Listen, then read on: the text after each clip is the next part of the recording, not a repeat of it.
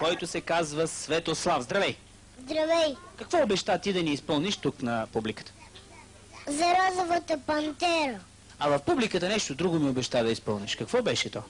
За тигре, тигре, матата ми каза да изпее за розовата пантера. Сега, остави го, тате, аз искам да те попитам на тебе, кое ти е по-приятно. За розовата пантера или за тигре, тигре? За розовата пантера. Това по-ти е приятно. Да. Добре, сега вземи микрофона и това, което ти е най-приятно за розовата пантера, го изпълни по най-артистичния начин. Давай! О, тигре, тигре, имаш ли пари? Имаш ли пари? Стари бабички. О, тигре, тигре, имаш ли пари? Имаш ли пари? Хубави жени. Това ли е за розовата пантера? Добре. Светославе, тази песен ти откъде си е чувал?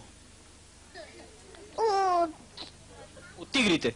Да. Тигрите ли я пеят тая песен? Не. А ти искаш ли като станеш голям да станеш тигър? Не. Добре. А какъв ще станеш като станеш голям? Дилър. Дилър! Чакай сега, това е много странна професия. За първи път чувам дете да иска да стане дилър. И какво означава да си дилър? Кой дилър познаваш? Кой е дилър? Станчо е там.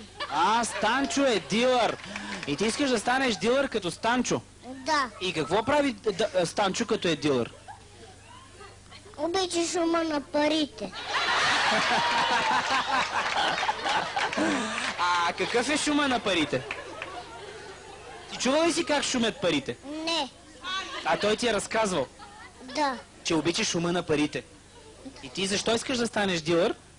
Щото тата ми каза.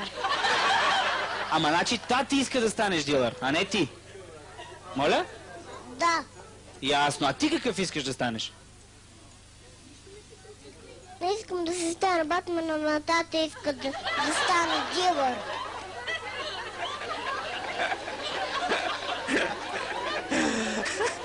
Значи, ти всъщност искаш да си станеш Батман, а тати те спира от тази една чудесна професия, нали, Батман, една уважавана професия.